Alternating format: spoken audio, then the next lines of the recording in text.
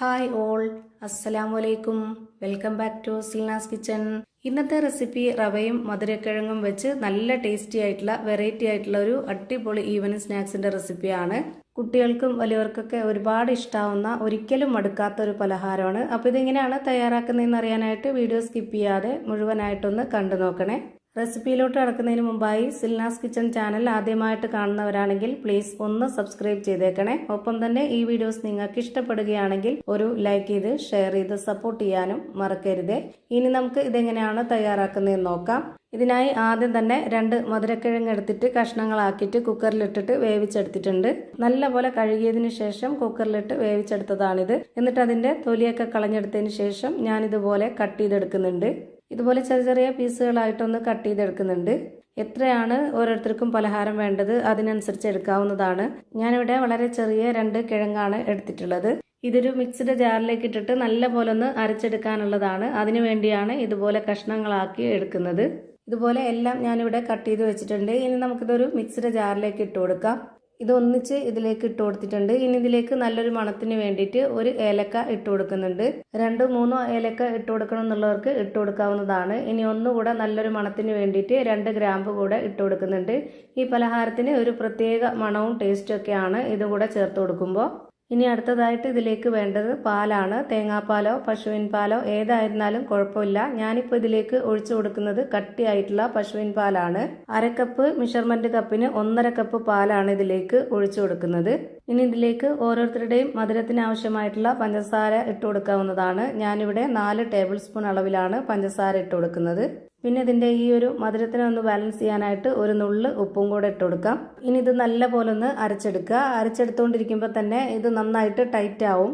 അങ്ങനെ അരയാതെ വരുന്ന ആ ഒരു സമയത്ത് നമുക്കിതിലേക്ക് ഒരു 1/2 കപ്പ് വെള്ളവും കൂടെ ഒഴിച്ചു കൊടുക്കുക. ആ ഒരു വെള്ളത്തിന് പകരം പാല് തന്നെ ഒഴിക്കണമെന്നുണ്ടെങ്കിൽ അങ്ങനെ ഒഴിച്ചു കൊടുത്തിട്ട് അരച്ചെടുക്കാവുന്നതാണ്. ഞാനിപ്പോൾ അരച്ചെടുത്തത് മിക്സിന്റെ പരുവം ഇതാണ്.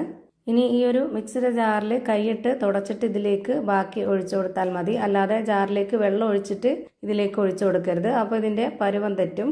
ഇനി ഇതിലേക്ക് 2 ടേബിൾ സ്പൂൺ അളവിൽ നെയ്യ് ഒഴിച്ചു കൊടുക്കുന്നുണ്ട്.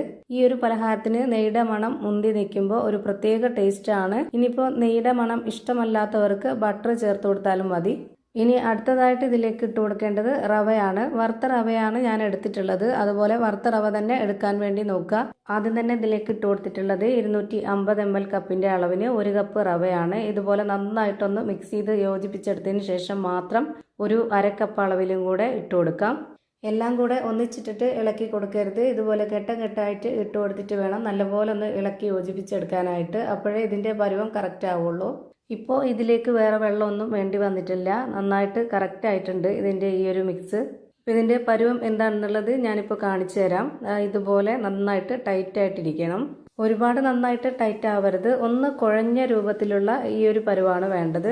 ഇനി ഇത് തയ്യാറാക്കാനായിട്ട് സ്റ്റവിലേക്ക് ഒരു പാൻ വെച്ച് കൊടുത്തിട്ടുണ്ട്. ഫ്ലെയിം ഓൺ ആക്കിയതിന് ശേഷം ഒന്ന് മീഡിയം ഫ്ലെയിമിലേക്ക് ഇട്ട് കൊടുത്തിട്ട് ഇതുപോലെ ഒരു കയ്യിൽ മാവ് ഒഴിച്ചു കൊടുക്കുക. നോൺ സ്റ്റിക്കിന്റെ പാൻ അല്ലാന്നുണ്ടെങ്കിൽ മാത്രം ഒന്ന് നെയ്യ് സ്പ്രെഡ് ചെയ്ത് കൊടുക്കുക. അല്ലാന്നുണ്ടെങ്കിൽ നോൺ സ്റ്റിക്കിന്റെ പാൻ ആണെങ്കിൽ നെയ്യൊന്നും തടവേണ്ട ആവശ്യമില്ല. ഇതുപോലെ നേരിട്ട് ഒഴിച്ചു കൊടുത്താൽ മതി. വീഡിയോയ്ക്ക് കാണാനൊരു ഭംഗിക്ക് വേണ്ടിയാണ് ഞാൻ ഇതുപോലെയൊക്കെ കറക്റ്റ് ലെവലാക്കി എടുക്കുന്നത്. അല്ലാന്നുണ്ടെങ്കിൽ ഒഴിച്ചു കൊടുത്തിട്ട് അതേപോലെ തന്നെ അങ്ങ് വെച്ചിരുന്നാലും മതി. മീഡിയം ടു ലോ ഫ്ലെയിമിന്റെ ഇടയ്ക്കുള്ള ഫ്ലെയിമിൽ ഇത് വെച്ചിരിക്കണം. എന്നിട്ട് വേണം വേവിച്ചെടുക്കാനായിട്ട്. ഒരുപാട് ഫ്ലെയിമിന്റെ ആവശ്യമില്ല. നന്നായിട്ട് വെന്ത് കിട്ടണം. ഇതുപോലെ നന്നായിട്ടൊന്ന് വെന്തതിന് ശേഷം മാത്രം ഒന്ന് തിരിച്ചിട്ട് കൊടുക്കുക. ഈ ഒരു സൈഡും കൂടെ നന്നായിട്ടൊന്ന് വെന്ത് വരട്ടെ. ഇതിന്റെ മുകളിൽ നെയ്യൊന്ന് തടവിയെടുക്കണം എന്നുള്ളവർക്ക് ഒന്നുകൂടെ തടവിയെടുക്കാവുന്നതാണ്. ഇത് വെന്തുകൊണ്ടിരിക്കുമ്പോൾ തന്നെ നല്ലൊരു മണമാണ് ഇതിന്. അതുപോലെ ഇത് കഴിക്കാനാണെങ്കിലും ഒരു പ്രത്യേക ടേസ്റ്റ് ആണ്. ഞാനിവിടെ തിരിച്ചു മറിച്ചൊക്കെ ഇട്ട് കൊടുത്തിട്ട് നല്ല പോലെ വേവിച്ചെടുത്തിട്ടുണ്ട്. ഇനി നമുക്കിത് എടുത്ത് മാറ്റാം.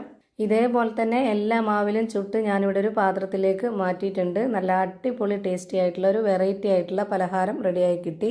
ഇത് ചൂടോടെ കഴിക്കാനാണെന്നുണ്ടെങ്കിലും ചൂടാറി കഴിക്കാനാണെന്നുണ്ടെങ്കിലും നല്ല ടേസ്റ്റ് ആണ്. ഇതിന്റെ അകം എങ്ങനെയാണ് ഇരിക്കുന്നതെന്ന് അറിയാനായിട്ട് ഞാനൊന്ന് പൊട്ടിച്ച് കാണിക്കുന്നുണ്ട്. അപ്പോൾ ഇത്രയേ ഉള്ളൂ ഇന്നത്തെ വീഡിയോ ഇഷ്ടമായാൽ ലൈക്ക് ചെയ്യാനും കമന്റ് ചെയ്യാനും ഷെയർ ചെയ്യാനും മറക്കരുത്. അതുപോലെ തന്നെ ഞാനിടുന്ന പുതിയ വീഡിയോസ് നോട്ടിഫിക്കേഷനായിട്ട് കിട്ടുന്നതിന് വേണ്ടി സബ്സ്ക്രൈബ് ചെയ്ത് ബെല്ലൈക്കൺ അമർത്തി അതിൽ ഓൾ എന്ന ഓപ്ഷൻ എനേബിൾ ചെയ്ത് കൊടുക്കാനും മറക്കരുത്. പുതിയൊരു വീഡിയോയുമായി വീണ്ടും വരും. Thank you for watching.